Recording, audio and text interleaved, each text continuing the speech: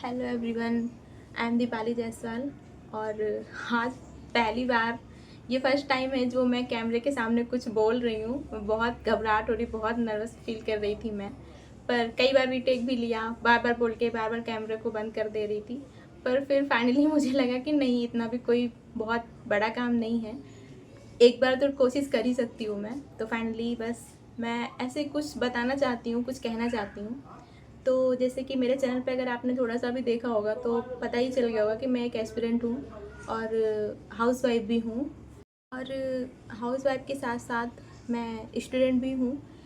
मेरी preparation start है continue. शादी से पहले मैं प्रिपरेशन में कर रही थी यूजीसी नेट की ही। तो उसके बाद अभी 2025 में ही मेरी शादी हुई है। तो शादी के बाद फिर थोड़ा गैप आया था चीज़ों में। तो फिर शादी के बाद सीधा मैंने जून का अटेम्प्ट दिया। इस बार जो जून में एग्ज़ाम हुआ, मेरा मन बिल्कुल नहीं था। मैं तो दिसंबर एग्ज़ाम ही टारगेट कर रही थी। पर मेरे हस्बैंड ने कहा कि ठीक है, होगा नहीं होगा देखेंगे, पर अटेम्प्ट क्यों बर्बाद करना, दे दो एग्ज़ाम। जो जितनी भी तैयारी है, जो भी है, रिवीजन करो और एग्ज़ाम दे दो। तो मैंने सोचा कि ठीक है, दे देते हैं। तो फाइनली मैंने एग्ज़ाम दे दिया था। बाकी मुझे अभी तो खैर आंसर की नहीं आई है, लेकिन आप होता है ना कि आप एग्ज़ाम दे के आते हो तो थोड़ा तो लगता है कि नहीं, एग्ज़ाम अच्छा गया है, या फिर मतलब मॉडरेट गया है, या फिर बिल्कुल ही बेकार गया है। तो बस वही है सिचुएशन मेरी इस समय पे। मुझे लगता है कि मेरा एग्ज़ाम बहुत ज़्यादा अच्छा तो नहीं गया है, फिर भी एक उम्मीद होती है कि नहीं, आंसर की आए, एक बार हम चेक कर लें। तो बस वही है, मैं भी आंसर की का वेट कर रही हूँ, जल्दी से आंसर की आए और मैं भी मैच करूँ। पर फिर भी अपने को पता होता है कि हम कितने पानी में हैं, तो मुझे लग रहा है कि मेरा नहीं होगा इस बार भी। तो ये मेरा थर्ड अटेम्प्ट था और दिसंबर वाला अटेम्प्ट मैं फिर से दूँगी। शादी से पहले मैंने एक अटेम्प्ट दिया था। तो अगर सीरियस अटेम्प्ट में हम देखेंगे तो ये मेरा थर्ड अटेम्प्ट होगा। पर ऐसे ही जब मैं एमए कर रही थी तब मैंने उसी की ड्यूरिंग एग्ज़ाम दे दिया था। तो वो अटेम्प्ट तो बस थोड़ा बहुत ही देखा था। तब तो मुझे ये भी नहीं पता था कि इसका सिलेबस क्या है, पेपर 1 पेपर 2 में क्या आता है, कुछ भी नहीं पता था। फिर उसके बाद मैंने देखा सिलेबस क्या है, तो पीजी के बाद फिर मैंने दोबारा से एग्ज़ाम दिया, सीरियस अटेम्प्ट जिसको हम कह सकते हैं, थोड़ा सा अच्छे से पढ़ाई करके, सिलेबस थोड़ा कंप्लीट करके। क्योंकि पूरा सिलेबस तो देखो कभी ऐसा कंप्लीट नहीं हो पाता। हमें लगता है कि हमने 100% पढ़ लिया है, पर ऐसा कभी नहीं होता। कुछ चीज़ ना कुछ चीज़ें ज़रूर छूट जाती हैं, और मेरे साथ तो मतलब हमेशा यही हुआ है, कुछ ना कुछ चीज़ें छूट जाती हैं। पर फिर भी जितना कवर हो सकता था, जो इम्पोर्टेंट था, वो मैंने सारा कवर किया और एग्ज़ाम मैंने दिया। तो उस बार भी मेरा मतलब क्वालिफाई नहीं हुआ। नेट के आसपास में थी, पर जेआरएफ से तो बहुत दूर थी। तो फिर मुझे लगा कि नहीं, बहुत टफ एग्ज़ाम है, मुझसे नहीं हो पाएगा। पर फिर भी लगा कि नहीं, कोशिश तो करते रहना चाहिए, क्योंकि ऐसे बीच रास्ते में कोई चीज़ छोड़ देना आसान नहीं होता है। जिसके लिए हम इतनी मेहनत करते हों और फिर अचानक से बस ऐसे डिमोटिवेट होकर वो चीज़ छोड़ दो, तो और ज़्यादा बुरा लगता है अंदर से। फिर उसके बाद मेरी शादी हो गई 2025 में फरवरी में। उसके बाद से फिर एक साल मेरी पढ़ाई थोड़ा तो डिस्टर्ब हो गई थी, क्योंकि शादी के बाद फिर चीज़ें वापस उसी रूटीन में आने में टाइम लग जाता है। तो मुझे भी लगभग साल भर लग गया वापस से सब चीज़ें फिर से रूटीन में लाने में। पढ़ाई, अपना डेली चीज़ें जो जैसी होती हैं, हमारा सोना, हमारा जगना, हमारा हर चीज़। तो फिर उसके बाद फाइनली एक साल के बाद, फरवरी के बाद, मैंने 2026 में अभी जो रिसेंटली जून वाला एग्ज़ाम हुआ, मैंने उसको दिया। और एक लंबा गैप हो गया था मेरी पढ़ाई में, एक साल का गैप। और सच कहूँ तो अब उसमें मेरी भी गलती थी कि पूरे एक साल में मैंने कुछ भी मतलब नहीं पढ़ा, क्योंकि टाइम ही नहीं निकलता था। फरवरी में एग्ज़ाम हुआ, फिर शादी के बाद जिन लड़कियों की शादी हो गई होगी वो रिलेट कर पा रही होंगी, ससुराल का फिर आना जाना और चीज़ें, त्यौहार, रस्में, सब आपके अकॉर्डिंग फिर नहीं होता है, हर चीज़ एक बदल जाती है। तो फिर एग्ज़ाम आए जून में, मैं दे सकती थी, पर फिर फरवरी में ही शादी थी, तो फिर मैं जून का एग्ज़ाम इसलिए मैंने 2025 वाला नहीं दिया था। और दिसंबर वाला भी था, पर फिर से वही चीज़ें थी कि इतने जल्दी मैं कैसे पढ़ लूँगी, तो फिर मैंने छोड़ दिया।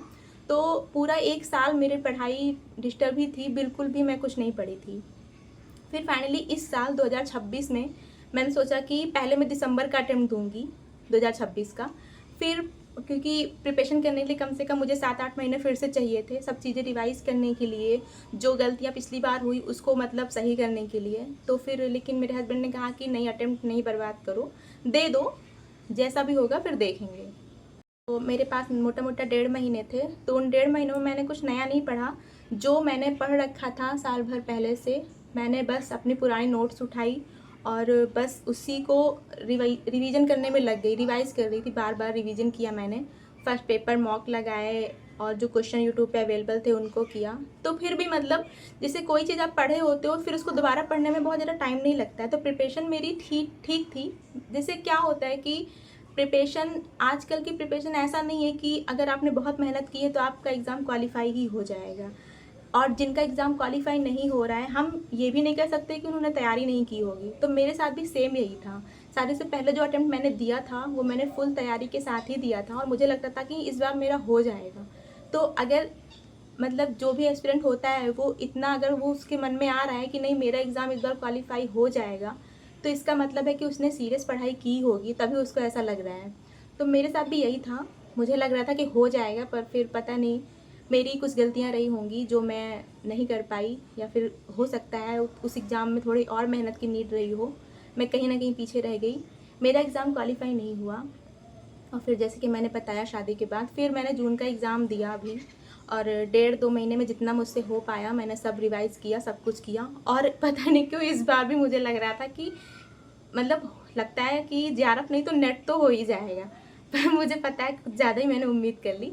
खैर अभी आंसर की तो नहीं आई है, लेकिन एक होता है ना कि आप एग्ज़ाम देने के बाद आते हो तो अपने को पता होता है कि हाँ मेरा एग्ज़ाम अच्छा गया है, मॉडरेट गया है, या फिर बहुत ख़राब गया है। तो मेरा एग्ज़ाम बहुत ख़राब तो नहीं गया था, मतलब ठीक ठाक गया है। हाँ, ये भी नहीं कह सकते कि बहुत ज़्यादा अच्छा गया है। तो बाकी अभी तो आंसर की रिलीज़ नहीं किया है एनटीए ने, और अगर कोई एग्ज़ाम लीक हुआ है तो उसके भी कोई अभी डेट वगैरह ऐसी कंफर्मेशन आई नहीं है कि हुआ ही है कि नहीं हुआ है। पहले तो मैंने सोचा कि नहीं आंसर की का ही वेट करते रहते हैं, आने दो आंसर की, देख लेते हैं। फिर ऐसे ही कल बैठे बैठे मुझे लगा कि नहीं, अगर आंसर की आ भी गई और मेरा एग्ज़ाम क्वालिफाई नहीं हुआ, जो कि मुझे लग रहा है कि हाँ मतलब मुश्किल है मेरा होना, क्योंकि जब इतना पढ़ने के बाद नहीं हुआ तो फिर इस बार रिवीजन के तौर पे जितना भी मैंने पढ़ मैंने सारा लिया था। ये था कि इन 2 महीने मैंने रात दिन एक कर दिया था। मतलब एक जो होता है 6 महीने की पढ़ाई 2 महीने में करने, मतलब ऐसा बोलना तो नहीं सही है, लेकिन फिर भी मैंने बहुत मेहनत की थी 2 महीने। फर्स्ट पेपर मैंने पूरा रिवाइज़ कर लिया था, कंटेंट भी पढ़ा मैंने, उसके बाद मैंने मॉक भी दिए और फिर मैंने क्वेश्चन भी यूट्यूब से भी किए। और सेकंड पेपर भी ऐसे ही था। मैं नॉवेल्स तो मतलब सारी नहीं पढ़ पाई बाकी, लेकिन शॉर्ट में जितनी मेरे पास बुक है एक, तो उसमें शॉर्ट में सब दिया हुआ है, तो वो मैंने अच्छे से पढ़ा और उसकी भी मैंने अच्छी प्रिपरेशन की। तो इन 2 महीने भले ही टाइम कम था, लेकिन मैंने अपनी 6 घंटे की पढ़ाई को दुगना कर दिया था। तो मेरा सब कुछ रिवाइज़ हो गया था, मैंने सब पढ़ लिया था, लेकिन फिर भी एग्ज़ाम मेरा उतना अच्छा नहीं गया। बाकी हो सकता है इस बार फिर से कोई मुझसे गलती हो गई हो जो कि नहीं हो पाया ऐसा। मैं लगभग अभी तक, मैं क्या सारे ही बच्चे वेट कर रहे हैं, जो भी जिनने भी नेट का पेपर दिया होगा जून का आंसर की का, जिनका फर्स्ट अटेम्प्ट होगा वो भी इंतज़ार कर रहे होंगे, और जिनका सीरियस अटेम्प्ट था या फिर उनको लग रहा था कि इस बार मेरा हो जाएगा, वो भी वेट कर रहे होंगे। तो मुझे लगता है कि जिन बच्चों को तो मतलब पता है कि हाँ मेरा इस बार चांस बहुत ज़्यादा है, वो फिर भी अगर वेट कर रहे हैं तो ठीक है। पर जिनको पता है कि नहीं मेरा नहीं हुआ है, जिनको अंदर से मतलब लग रहा है कि नहीं मेरा एग्ज़ाम क्वालिफाई तो नहीं हुआ है, इतना आसान नहीं है, तो मुझे लग रहा है कि उन्हें अब और ज़्यादा टाइम वेस्ट नहीं करना चाहिए। कि अगर नेट हो गया होगा तो फिर जेआरएफ के लिए फिर से दोबारा तो पढ़ना ही है, और अगर जेआरएफ हो गया होगा तब तो समझ लो सब अच्छा ही है, सब चंगा भला ही है। पर फिर भी इतनी बड़ी बड़ी उम्मीदें मैं रखती नहीं हूँ, लेकिन ठीक है, हमारे मेहनत हमने किया है।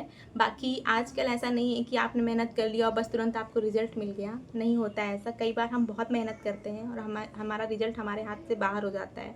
जैसे कि ये मैंने पिछली बार झेला था अपने एग्ज़ाम में, मैंने बहुत ज़्यादा पढ़ाई की थी पर फिर भी मेरा एग्ज़ाम नहीं क्वालिफाई हुआ था, ना तो मेरा नेट हुआ और ना ही मेरा जेआरएफ हुआ। तो बस यही कहना चाहूँगी कि बहुत ज़्यादा टाइम वेस्ट करने का कोई मतलब नहीं है। जिनको पता है कि हाँ मेरा एग्ज़ाम ठीक ठाक गया है, उन्हें वापस से प्रिपरेशन स्टार्ट कर देनी चाहिए दिसंबर एग्ज़ाम के लिए। और जिन बच्चों को लग रहा है कि नहीं हो सकता है मेरा इस बार हो जाए, तो वो अपना वेट कर सकते हैं। सच कहूँ तो जब आप बहुत ज़्यादा किसी चीज़ के लिए मेहनत करते हैं और वो चीज़ नहीं मिल पाती है तो बहुत दुख होता है। पर फिर भी अब हम वापस पीछे नहीं जा सकते, ना ही चीज़ों को सही कर सकते हैं।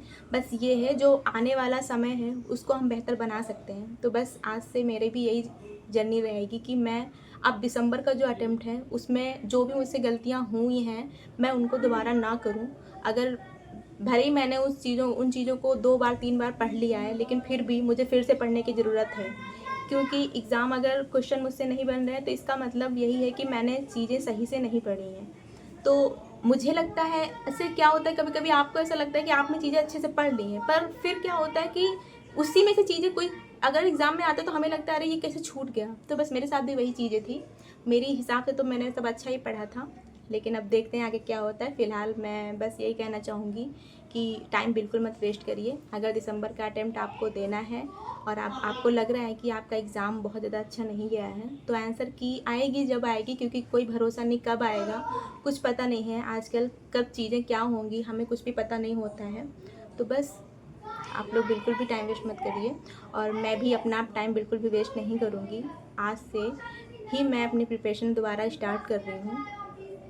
और फिर कभी कभी बीच में मुझे ऐसा भी लगा कि मुझे प्राइवेट सेक्टर में भी कुछ देखना चाहिए, कोई स्कूल ज्वाइन कर लेना चाहिए।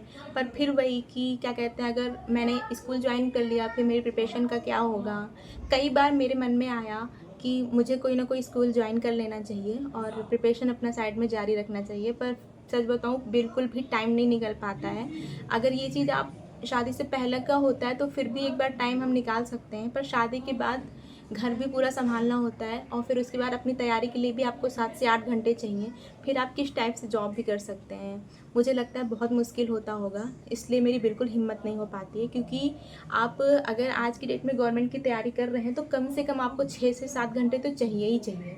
मतलब मैं एवरेज बच्चों की बात कर रही हूँ, जो थोड़ा स्मार्ट बच्चे हैं या फिर जो कर सकते हैं, जिनको चीज़ें जल्दी समझ आ जाती हैं या जल्दी याद कर लेते हैं, वो अगर 4-5 घंटे में भी कर ले रहे हैं तो ठीक है, अच्छी बात है। पर जो एवरेज बच्चा होता है, जैसे कि मैं वैसी एवरेज स्टूडेंट रही हूँ, तो कम से कम मुझे लगता है 6 से 7 घंटे तो देना ही पड़ेगा तैयारी के लिए। क्योंकि नेट में क्या है, दोनों पेपर हैं।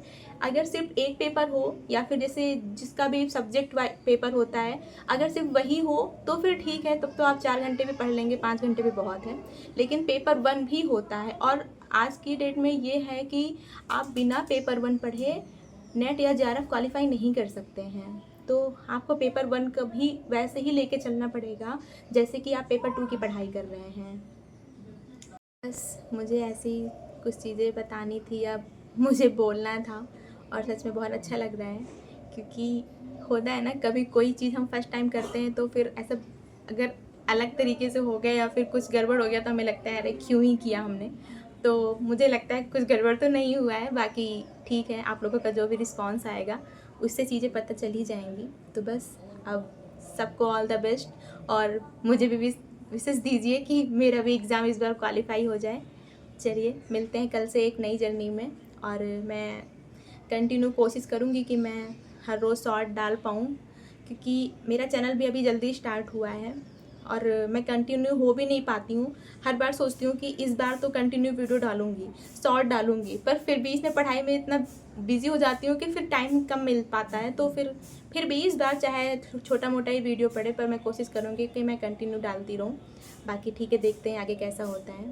ओके, तो ठीक है, मिलते हैं कल से एक नई जर्नी के साथ, हर रोज़ एक छोटे से शॉर्ट्स के साथ, जिससे आप लोग देख सकते हैं कि मेरी जर्नी कैसी चल रही है। और आप लोग भी अगर मेरी जर्नी से जुड़ना चाहते हैं तो प्लीज़ चैनल को सब्सक्राइब करिएगा, जिससे आप लोग भी मुझसे कनेक्ट हो पाएँ और मैं भी। मिलते हैं कल से एक नई जर्नी के साथ, एक नए वीडियो के साथ। तब तक के लिए wish you all the best.